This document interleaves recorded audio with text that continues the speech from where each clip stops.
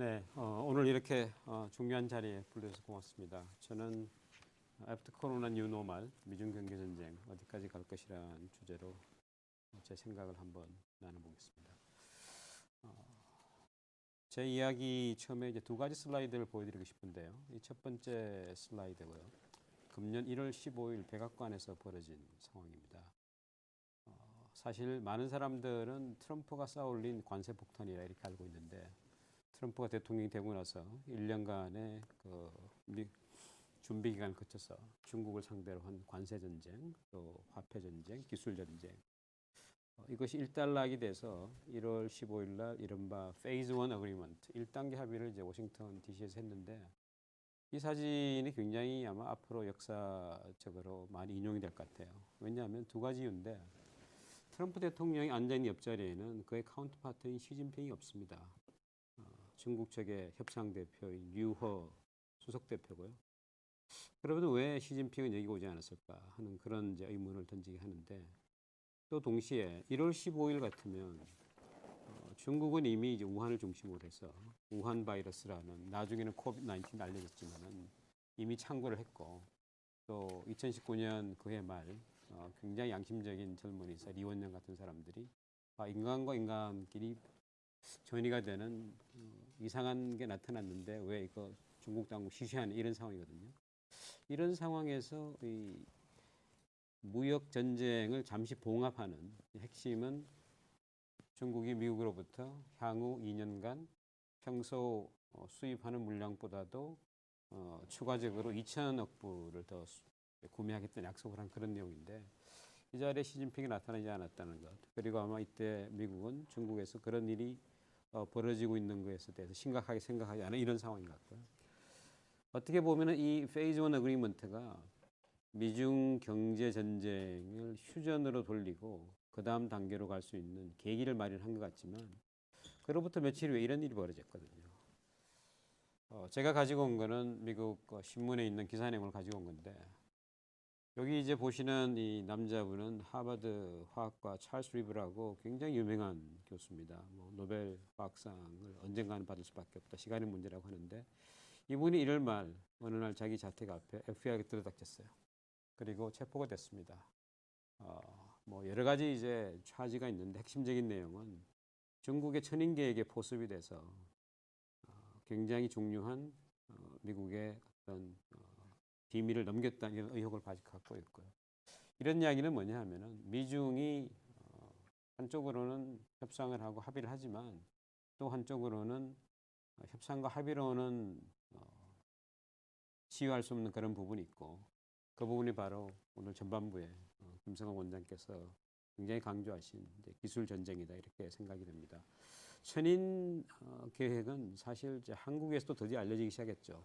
왜냐하면 한국의 그 카이스트에 있는 이제 자율주행차 연구하시는 이제 어떤 교수분께서 중국 천인 계획에 포섭이 돼서 핵심 기술을 중국에 넘겼다는 혐의로 지금 아마 기소가 된 걸로 알고 있는데 그만큼 이것은 이제 미중 간의 문제가 아니고 사실 중국이 필요로 하는 기술을 가지고 있는 전 세계 탤런트를 갖고 있는 모든 국가는 다 이게 대상이 된다. 따라서 강 건너 불이 아니다 이렇게 생각이 되는데 그래서 이제 이야기를 좀 풀어보면은 이제 미중 간의 경제의 격차라는 것은 검색이 들어와서 이제 급속도로 줄어들었죠. 21세기가 시작이 될 초반에는 미국이 전 세계 경제의 30.4%를 차지하고 중국은 거기 10분의 1 정도 수준이었는데 격차가 이제 점점 줄어들어서 2007년에는 중국이 독일을 제치고 G3가 됐고요. 2010년에 일본을 제치고 G2가 됐습니다. 그리고 2018년 저기 자료를 보시면 중국은 전 세계 GDP의 16.1%까지 쫓아올라왔고요. 미국은 23.3%. 그래서 중국 대 미국이 거의 중국이 미국이 100% 갔는데 물론 IMF나 월드뱅크 2014년 보고서에 의하면은 구매력으로 평가한 거는 이제 중국이 앞섰다는 그런 보고가 있지만 그래서 많은 사람들은 이 그래프를 보면서 언제 저 붉은색이 검정색을 뚫고 지나갈 수 있을 것인가 하는 이런 이야기를 하고 있는 것 같아요. 그런데 여기서 중요한 것은 중국이 이렇게 우길성천하는 기세로 올라온 것은 뭐 중국의 건면 성장 전략 뭐 여러 가지가 있겠지만 한편으로는 미국이 중국을 하여금 시장을 열어주고 기술을 제공을 해주고 또 인력 교류를 해준, 물론 자국의 목적 때문이겠습니다는 그런 액세스를 허용했다는 측면을 간과할 수는 없을 것 같아요. 그 이유는 너무나 잘 알다시피 78년에 중국이 개혁 개방으로 드디어 공산주의지만은 자본주의 시장 제도를 실험적으로 도입을 하는데 아무리 싸고 좋은 물건을 만들어낸다 하더라도 이것을 내다 팔 시장이 없으면은 지속 가능하지 않죠. 스케일업을 할 수가 없는데 주변 국가인 한국이나 대만, 일본의 그 어떤 앞서간 공업화의 경험을 가지고 자본과 공장 운영능 이런 것들이 오지만 결국은 물건 내다 팔 시장은 그들하고 정치적으로 적대 관계인 미국이나 유럽 국가하고 할 수밖에 없는데 이런 것들을 가능케 한 것이 이제 중국의 WTO 가입이었고요. 중국의 WTO 가입은 공식적으로 2001년 11월에 됐습니다만은 그것이 결정적으로 가능했던 것은 1999년 클린턴 행정부의 결정인데 이때 사실 미국의 정계는 반으로 쫙 갈라졌죠. 중국을 WTO에 가입시켜야 된다는 주장을 하고 있는 사람하고 반대하는 사람. 중국을 WTO에 가입시켜야 한다는 주장하는 사람들의 논리는 이런 거죠. 지구상에서 가장 인구가 많고 급속하게 성장하는 경제인데 이 엄청난 시장의 기회를 우리가 놓칠 수가 없다는 이제 굉장히 프로 비즈니스인 그런 견해고 반대편에 서는 사람들은 아니 중국이 우리하고는 다른 체질을 가지고 있는데 왜 그 다른 체질을 도와주냐 하는 이제 이런 주장인데 이런 주장에 캐스팅 보트를 행사한 사람이 클린턴 대통령이고 클린턴은 이때 유명한 말을 남겼습니다. 중국을 WTO에 가입하면 중국은 우리가 생각하는 그런 이 right direction으로 올 것이다. 그럼 우리 미국이 생각하는 right direction은 뭐냐 하면은 중국이 공산주의를 포기하지는 않겠지만 굉장히 좀 연성 권위주의가 될 것이고 시장 제도를 더 많이 도입해서 언젠가는 우리가 만드는 그 길로 올 거기 때문에 체제 간에 위협은 없을 것이다. 이게 이른바 중국 포용론인데 이 포용론이 지난 2016년까지 사실은 미국의 공화민주 어느 당이 백악관의 주인이든지 온 것이죠. 따라서 앞에 그래프를 보시면 미국은 굉장히 오랫동안 기다릴 준비가 있었다는 거죠. 우리 시장을 예를 두고 중국이 상대적으로 동등한 시장 개방을 허용하지 않다 하더라도 언젠가는 우리하고 거래를 하고 교류를 하고 인적 교류를 하다 보면 많은 사람들이 미국에 와서 배우고 그들이 돌아가서 우리도 변해야 된다 이런 욕구가 솟아서 경제적으로 뿐만 아니라 정치적으로 바뀔 것이라는 중국 포용론인데 이 포용론은 이제 워싱턴에서 거의 폐기된 상태고요. 그런 거기 때문에 이제는 이제 본격적으로 사실은 이제 코로나 이전에 중국을 견제하기 시작했는데 오바마 행정부터 이제 견제를 했다고 보셔야 되고요. 중국도 사실은 이제는 더 이상 싸고 이런 가성비가 높은 조립에 연연히 하지 않고 기술 굴기를 하려는 의욕을 분명히 하고 있고요. 그 의지가 표방된 것이 중국제조 2025고요. 중국제조 2025는 저희 같은 경제학자들이 보기에는 사실은 굉장히 실현 불가능한 그런 정책인데 왜 이게 실현 불가능하다 보는가 하면은 2015년에 나온 계획입니다. 2015년에 미래의 먹거리를 좌우할 디지털 경제 분야의 10개 분야를 선정을 했어요. 클라우드 컴퓨팅도 있고 전기 자동차 같은 것들이 있는데 중국 제조 2025의 이제 목표는 뭐냐 하면은 10년 사이에 이 10개 분야에서 중국산의 시장 점유율을 각 분야에서 한 70% 수준까지 높이자는 거거든요. 이게 얼마나 용감한 계획이냐 하면 2015년에 각 분야의 시장 점유율은 한 자리 숫자였어요. 10%가 되지 않았다는 이야기죠.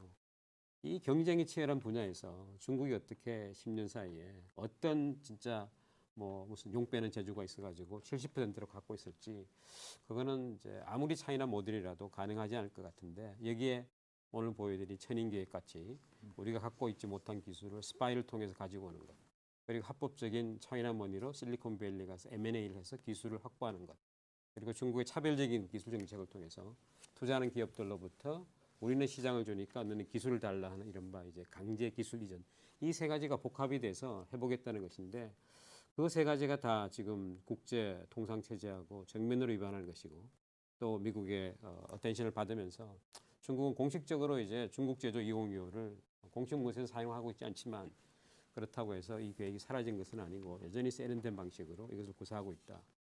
그런데 중국 제조 2025의 사실 최대 피해자는 대한민국 기업이죠. 왜냐하면 중국의 많은 이 기술 분야, 산업 분야는 이제 한국과 보완적인 관계가 아니고 한국과 정면으로 중국 시장에서 세계 시장에 충돌하는 그런 상황인데 많은 한국 기업이 지난 10년 동안, 15년 동안 중국의 핵심적인 이 중화학공업을 투자를 했는데 중국의 차별적인 이 중국제도 이용이기 때문에 어떻게 보면은 이제 시장을 줄 테니까 기술을 달라는 그 프레임에 빠져 있는 것이죠. 우리 전기차 배터리 같은 건 대표적인 것이고요.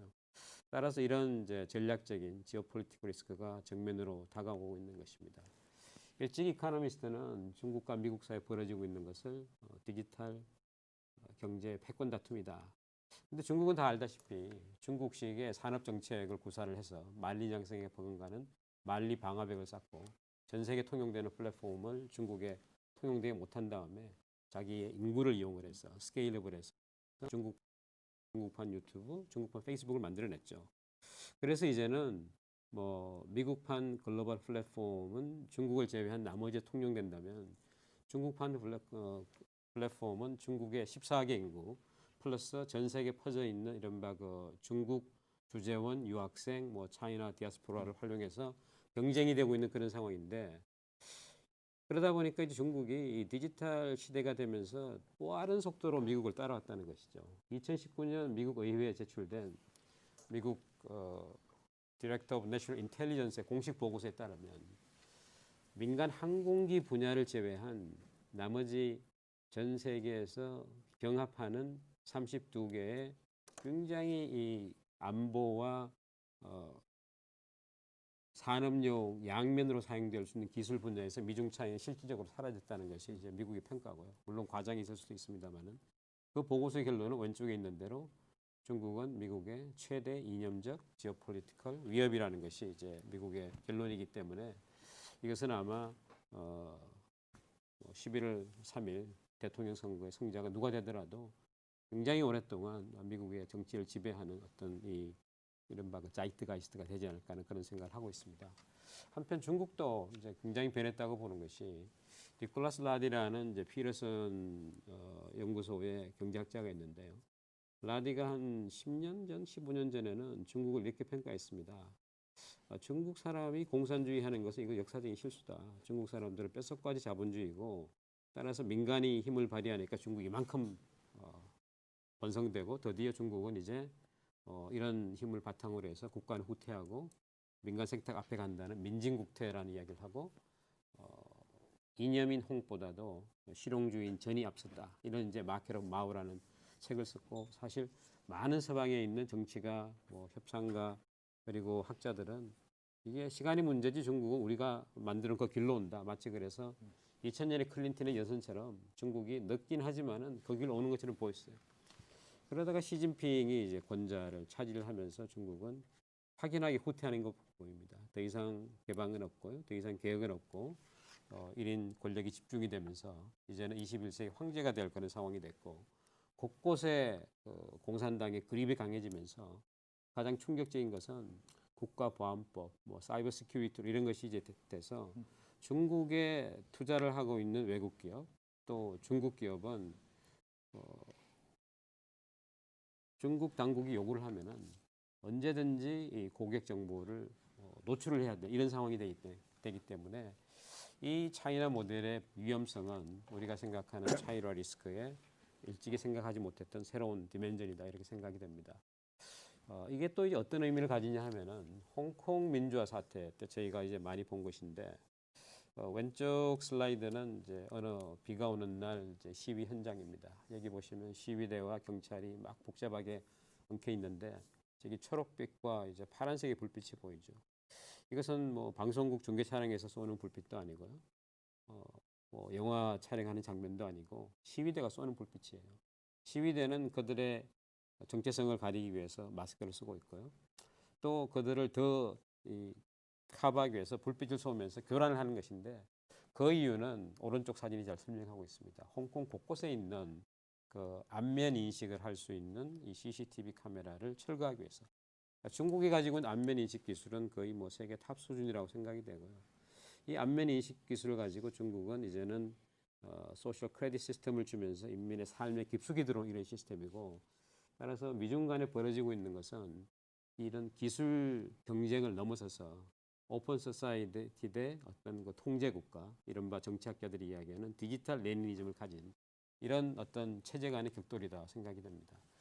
이런 사태가 진전이 되면서 사실 작년까지는 미국이 화웨이 경고령을 내리고 각 국가가 5G를 실현하는데 화웨이 장비를 쓰지 말아달라고 이제 뭐 동맹국가와 라이크 마인드 컨트리를 겁박을 하지만 대부분 국가는 그냥 아무리 그래도 30%싼 화웨이 장비를 뭐 안 쓸 도리가 없다. 안보 리스크는 있지만 그 안보 리스크는 굉장히 약하다고 판단했어요. 그래서 각 국가에서 안보를 이제 생각하는 사람들하고 경제를 생각하는 사람들이 치열한 경쟁이 붙는데 그래프에 보시면 이제 주로 붉은색, 핑크색으로 표시된 나라는 작년 현재 화웨이를 도입하지 않으려고 자기 5G 시스템이 있는데 별로 많지 않아요. 아까 5G 가운데서도 캐나다 정도, 그리고 호주, 뉴질랜드 이 정도고요. 독일하고 영국은 여기에 적극적으로 가담하지 않았죠. 그런데 2020년이 되고 코로나가 진전이 되고 코로나 때 보여준 중국의 초기 은폐 이런 상황에 대한 어떤 그 극도의 실망감, 홍콩 민주 사태 때 보여준 어떤 베이징의 강한 그립 이런 것 때문에 저 그래프의 색깔은 이제 바뀌고 있습니다. 영국이 붉은색으로 돌았고요. 프랑스도 붉은색으로 돌았고 이게 어떻게 보면 김성환 교수가 말씀하신 이제 기술 동맹이 서서히 형성되고 있는 것이고 그렇다고 해서 빨간색으로 가는 건 아니에요. 굉장히 많은 국가들이 그들에 있어서는 사실 안보 위협보다는 경제적인 혜택이 너무나 중요하기 때문에 아마 많은 아프리카 국가, 남미 국가, 중앙아시아 국가는 아마 중국 편에 있을 것 같고요. 그럼 세계는 미국판 기술 동맹과 중국을 떠나지 못하고 있는 이런 이제 동맹으로 이제 쪼개지는 이런 상황이 이 디지털 경쟁 시대에 아마 상당히 계속이 될 거라는 생각이 드는 것이죠. 자, 이런 와중에서 화웨이에 대한 공세는 더 계속이 되고 있고 사실 이번 이제 9월 15일 며칠 전이죠. 화웨이 세계가 정지된 그런 날이죠. 왜냐하면은 아무도 반도체 장비를 더 이상 화웨이에 팔지 않으니까 미국 상무부가 금년에 미국 기술을 사용한 외국 회사는 화웨이에 반도체를 공급할 수가 없다. 공급하려면 허가를 받으라. 그러다 보니까 삼성, SK 하이닉스 전부 라이센스를 받지 않으면 이제 화웨이에 반도체 공급 못 하는데 근데 화웨이도 나름 대책이 있죠. 화웨이는 그동안 미중 경쟁이 가속화되면서 엄청난 물량의 반도체를 축적을 했습니다. 시장에서는 6개월에서 2년 사이에 뭐 베리에이션이 굉장히 큰데 반도체를 화웨이가 축적했다고 이야기가 되고 있고요. 만약에 이 짧은 기간, 뭐 6개월, 2년 사이에 화웨이가 별도의 오퍼레이팅 시스템을 만들고 별도의 자기가 만든 그 설계를 제작할 수 있는 그런 기술을 갖춰서 진짜 완벽하지 않지만 기술 굴기를 하게 되면은 아까 우리가 본 그런 두 개의 기술 동맹으로 쪼개지는 것은 이네비터블 할 거고요. 근데 만약에 화웨이가 실패한다 하게 되면은 아마 또 다른 미국 주도의 세상이 열리지 않을까 하는 그런 생각이 듭니다.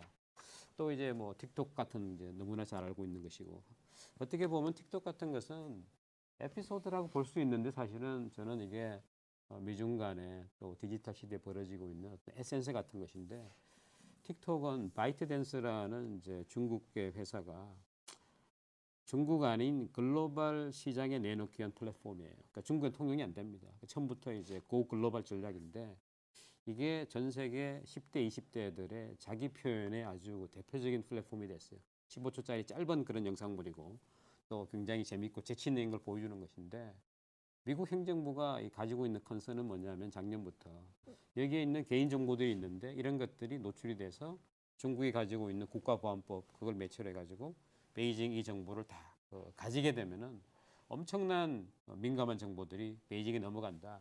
따라서 이것은 원천적으로 차단을 해야 되겠다는 것이 이제 트럼프 행정부의 접근이고요. 이게 지금 뭐 아주 유동적인 상황 같습니다. 처음에는 마이크로소프트가 인수를 한다 그랬다가 오라클이 산다 그랬다가 오라클이 지분이 이제 작다고 해가지고 이걸 허용하지 맞니 이런 것인데 그래서 트럼프 행정부가 들어서고 나서 자주 신문지상에 등장하는 것이 CPU스예요. CPU스는 사실은 군용과 민수용으로 사용될 수 있는 기술에 대한 통제 그리고 미국 기업을 M&A 하는 외국 자본에 대한 통제를 하는 그런 기관이고 사실 그동안 전혀 여론의 스팟라이트를 받지 못했는데 트럼프 행정부 때는 이제 누구나 다 아는 그런 이름이 됐어. 이 CPU스가 이런 딜을 다시 이제 책임을 지는 그런 상황이고요. 또 미국이 이제 최근에 와서 가속하고 있는 것은 이제는 인터넷을 중국을 배제를 해야 되겠다. 중국은 믿을 수 없는 그런 이 인터넷 환경, 인터넷 공급 뭐 이런 거기 때문에 클린 이니셔티브라 그래서 폼페이오 장관이 진두지휘를 하면서 공식적으로 나오고 있고요.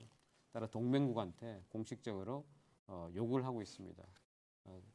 여기에는 중국이라고 거명을 하고 있지 않지만 중국이 가지고 있는 그런 믿을 수 없는 그 사이드에 쓰지 말고 클린 인터넷 이니셔티브에 합류하라는 이런 요구를 하고 있고요. 중국도 조금도 밀리지 않고 있죠. 미국이 하고 있는 압박은 어떻게 보면은 이제 옛날 서부 개척 시대 약간 카우보이 같은 일방적인 이런 이제 권력질의 압박이라면 중국은 참 아이러니컬하게도 국제기구를 이용한 대응이에요. 그러니까 중국은 어떻게 이야기하고 있냐면 인터넷 데이터 경제에 있어서 데이터는 국가 주권 사항이기 때문에 국가 주권을 이렇게 일방적으로 뭐 강요해서 할 수 없다. 따라서 유엔이나 이런 그 다자 기구에서 이 데이터 시큐리티, 데이터 소브리니티 이런 걸 논의하자. 그러면 이런 상황에 깊숙이 인볼브한데 제3자가 보면 중국의 논리가 굉장히 그럴듯하게 들리는. 그러니까 미국은 그동안 지난 한 10년 동안, 20년 동안 아마 의도적으로 의도하지 않았던 국제기구에서 중국의 이런 그 어드밴스를 거의 방치했기 때문에 이런 사태를 맞이하는 거죠. WHO 이번 사태 같은 건 아주 대표적이라고 보고 있는 것이고요. 그래서 지금 이제 어떤 일이 벌어지고 있냐면은 이렇게 이제 중국을 미국이 계속 겁박을 하고 있기 때문에 지난 2016년 대선 이후 실리콘밸리를 중심으로 미국에서 벌어지고 있는 중국의 미국 직접 투자는 완전히 지금 급감하고 있어요. 붉은색 그래프를 보시면 되는데 붉은색 그래프는 중국에서 미국으로 직접 투자하는데 거의 뭐 압도적인 부분이 M&A라고 보시면 되는데 2014년, 15년에 피크를 달하거든요. 그건 뭐냐면은 중국 제도 2025의 그 사인을 따라서 많은 중국 자본이 미국에 와서 아주 뭐 M&A를 하면서 기술, 네트워크 뭐 이런 거 다 가지고 오는 거죠. 그런데 미국이 더 이상 여기에 대해서 밀릴 수 없다는 판단이 되고 조직적으로 또 바이파리전십을 발휘해서 CPUS 관련 개정을 하면서 중국 경제력이 이제 벌어지고 나니까 이제는 확연하게 차이나 머니가 지금 거의 돈줄이 말라가는 그런 상황을 볼 수 있습니다. 그러니까 정책은 지금 나름대로 임팩을 가지고 있는 것이죠.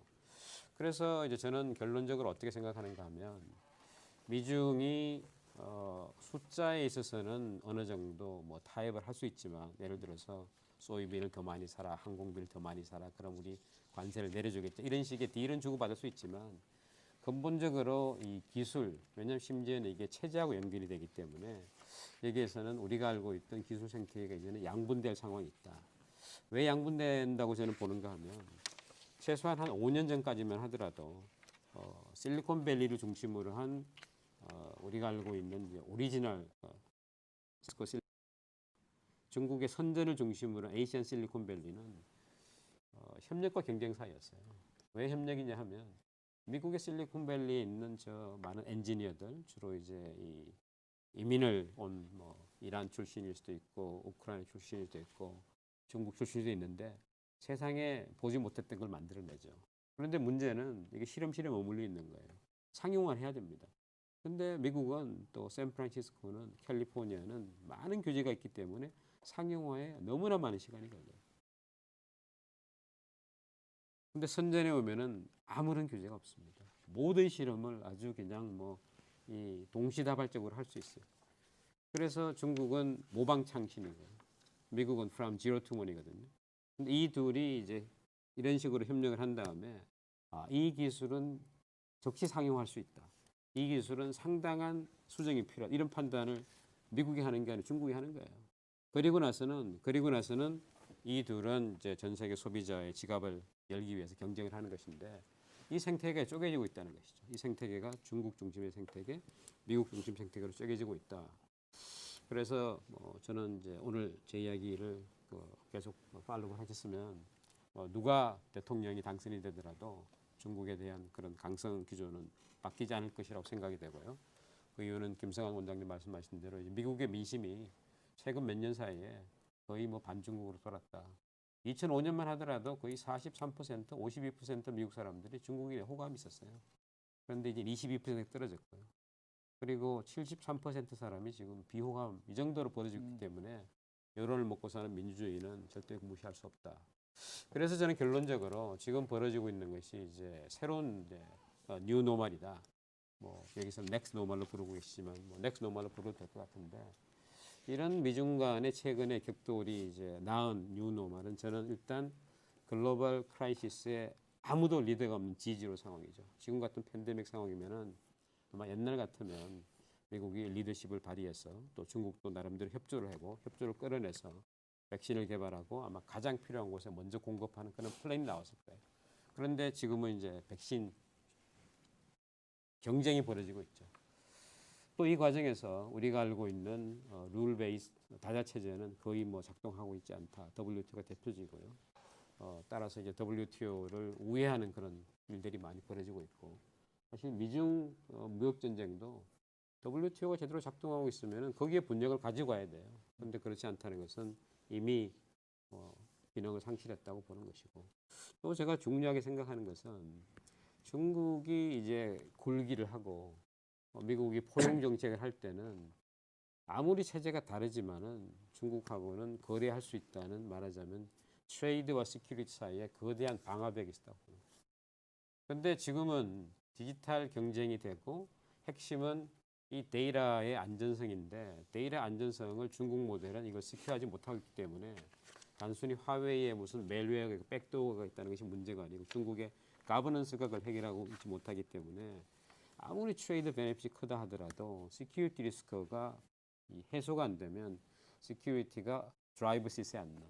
따라서 그 외부성이 트레이드를 압도하는 이런 상황이 됐다는 걸 말씀드리고 그 연장선상에서 기술 생태계가 이제는 미국판, 중국판으로 이미 쪼개지고 있다. 이런 상황이기 때문에 이 네 개가 대한민국에게 그대로 다 임팩이 있다는 거. 이 가운데 하나만 있어도 사실은 우리가 경제적으로 굉장한 경량인데 이 네 개가 그냥 거의 사각파도처럼 밀려오고 있는 상황에서 우리는 뭐 이게 선택의 문제라고 이야기해 너무나 한가한 그런 선택이고 근본적으로 상황이 바뀌고 있는데 그에 대한 경계 경보가 과연 나가고 있는지 아니면 트럼프만 사라지면은 다시 옛날로 돌아갈 것처럼 착각하고 있는 것은 아닌지 이런 우려를 가지고 있습니다. 네, 고맙습니다. 네,